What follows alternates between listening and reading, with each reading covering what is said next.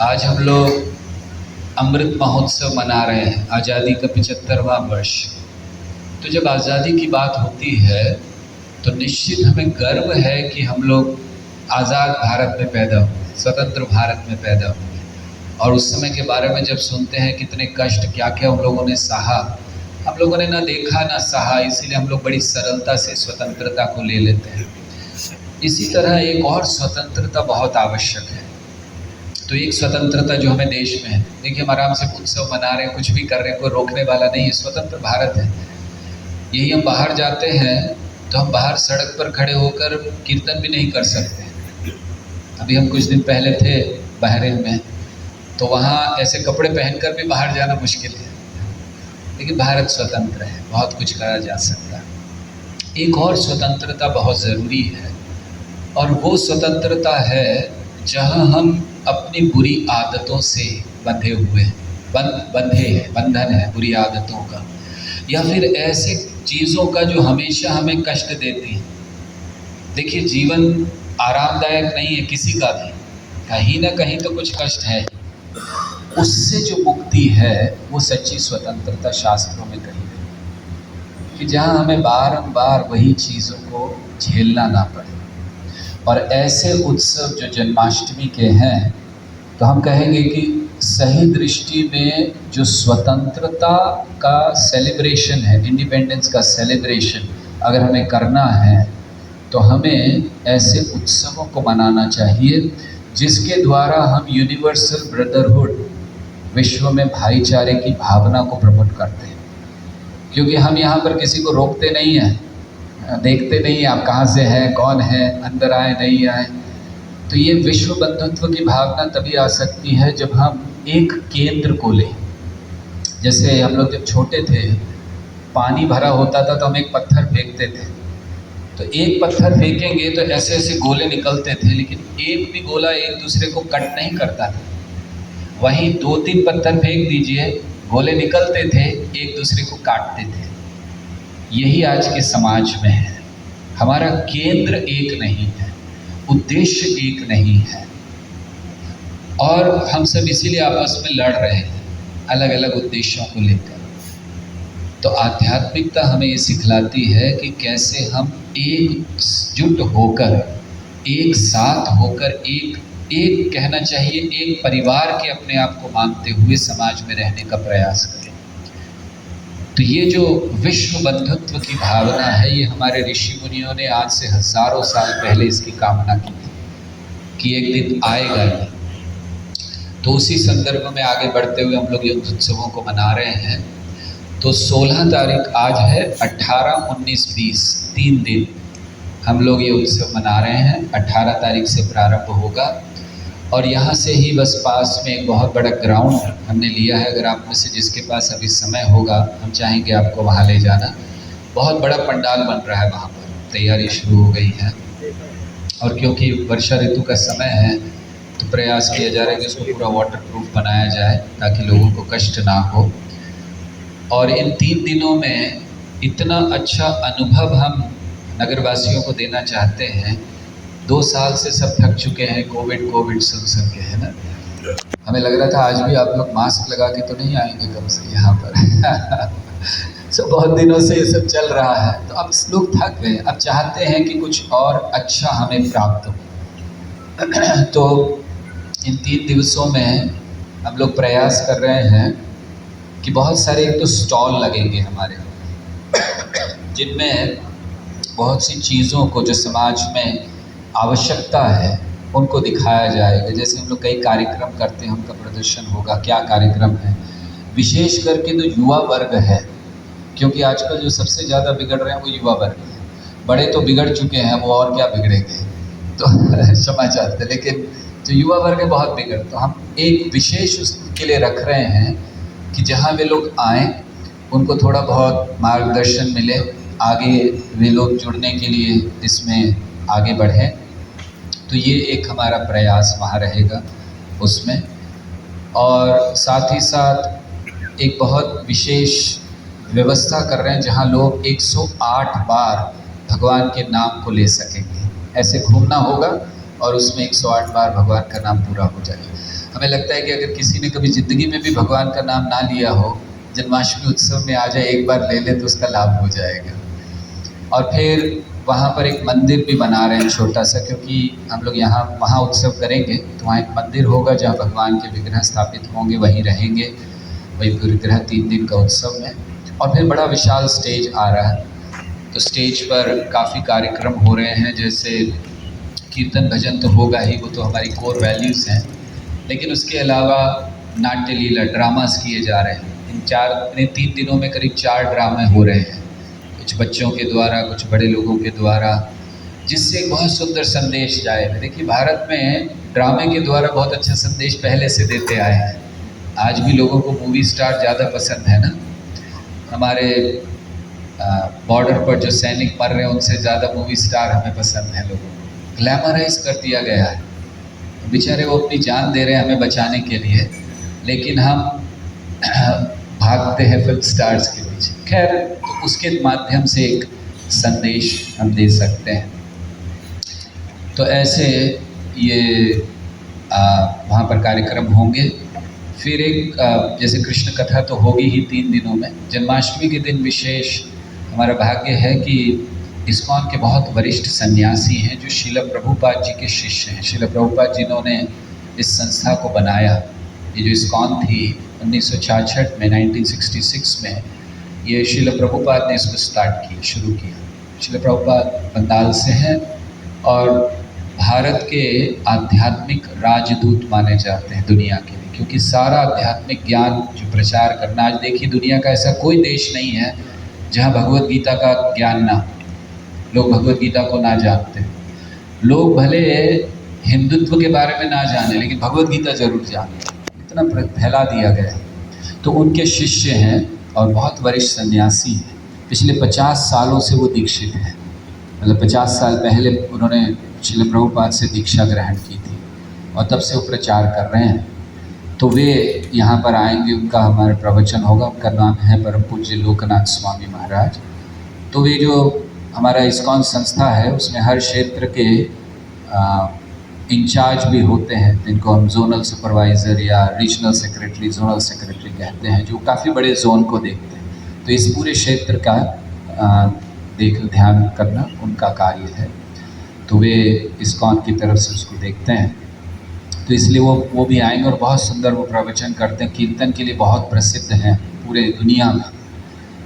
तो हमारा भाग्य है कि वो आ रहे हैं। तो कथा होगी और फिर हम आशा कर रहे हैं कि हज़ारों लोग आएंगे। जितना हम लोगों ने अभी तक पब्लिसिटी किया है और जितना हम लोगों ने अभी तक किया है, हमें लगता है उससे ज़्यादा आप लोग करेंगे अभी अगले 2 दिन में। हमारी क्या क्षमता, हम लोग तो गिलहरी की तरह, हनुमान जी तो आप लोग हैं बड़े बड़े पत्थर लगाने वाले।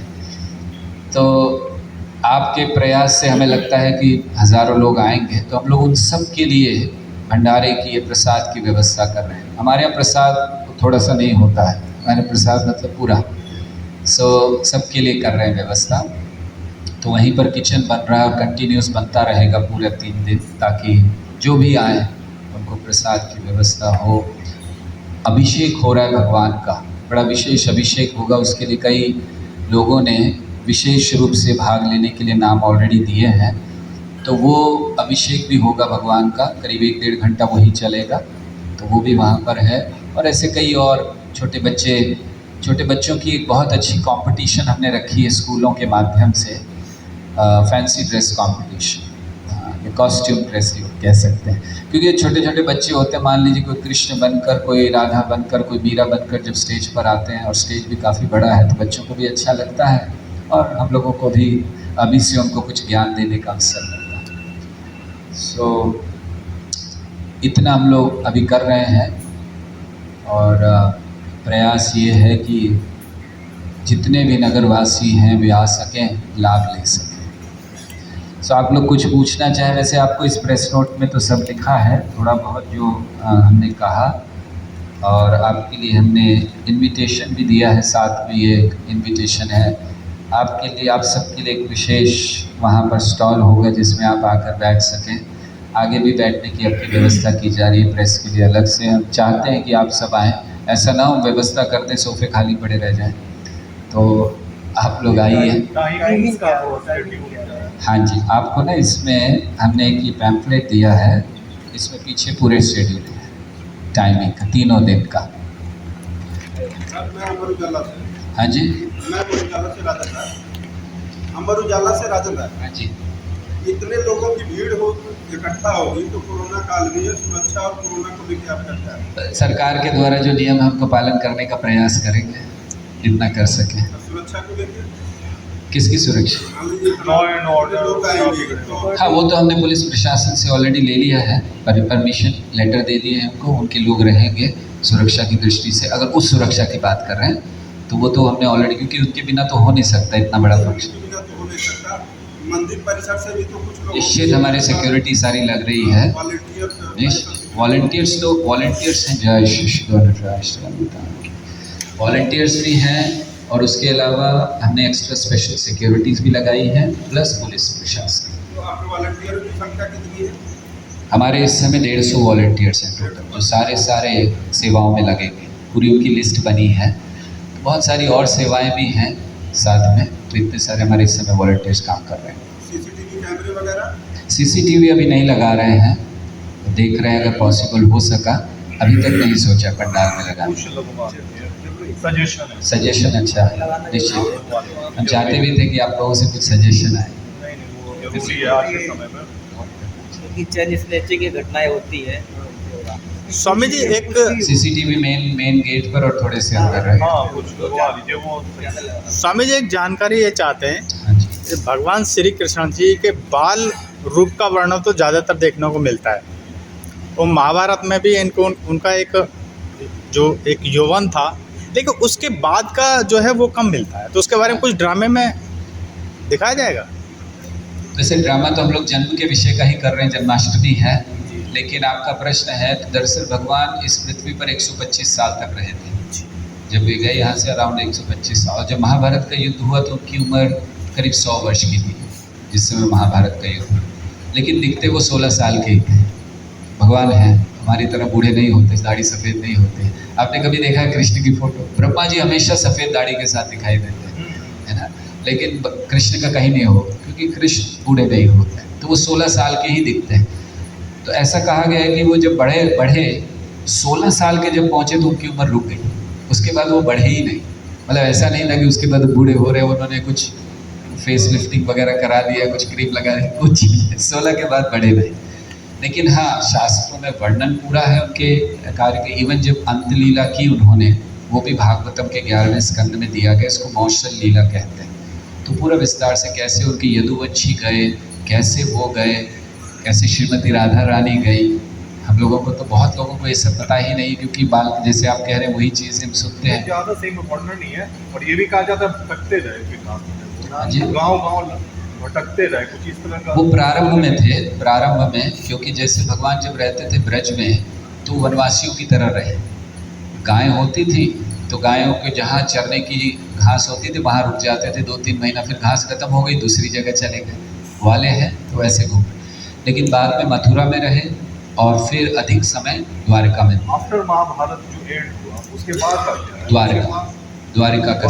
अच्छा, सबसे जो लास्ट का उनका समय था वो द्वारका में ही, प्रभास क्षेत्र द्वारिका के पास, उसका कुछ ज़्यादा की नगरी है, लिटरेचर मिलता है। हाँ, 11वें स्कंद में है श्रीमद् भागवत के, प्रभास क्षेत्र स्थान है।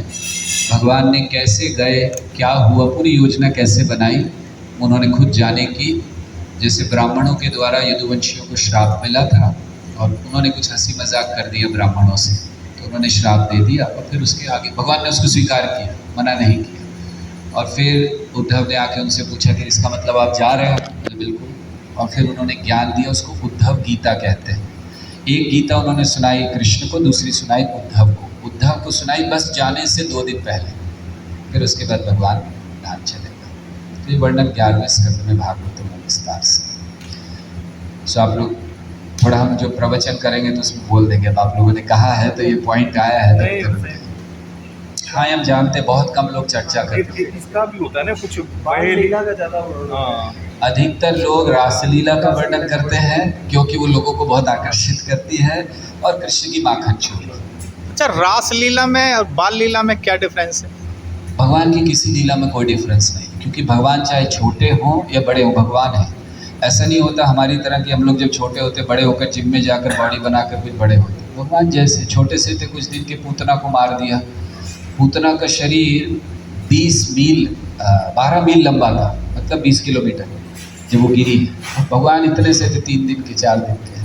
तो उनकी लीलाओं में कोई अंतर नहीं है, केवल ये लोगों की सोच में अंतर है कि हमारी जो सोच है उस प्रकार से हमें अच्छा लगता है। अरे कृष्ण ने रास लीला की, इतने सारी गोपियों के साथ किया, वो कर। श्रील प्रभुपाद समझाते हैं कृष्ण की रास लीला, कृष्ण का असुरों को मारना, कृष्ण का माखन चोरी, सब एक समान, कोई अंतर नहीं है उनकी लीला।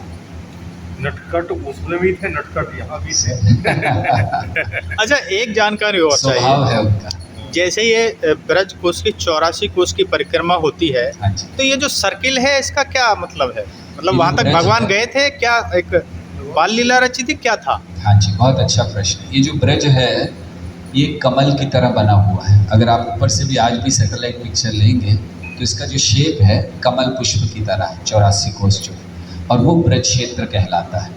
उसके बाहर जो है वो अलग, लेकिन वो ब्रज क्षेत्र। इसमें 12 वन है, 12 वन मिलकर 12 वन कहते हैं, वो ये ब्रज क्षेत्र बनाते हैं। और भगवान ने हर वन में लीला की थी, 12 वन ब्रज की।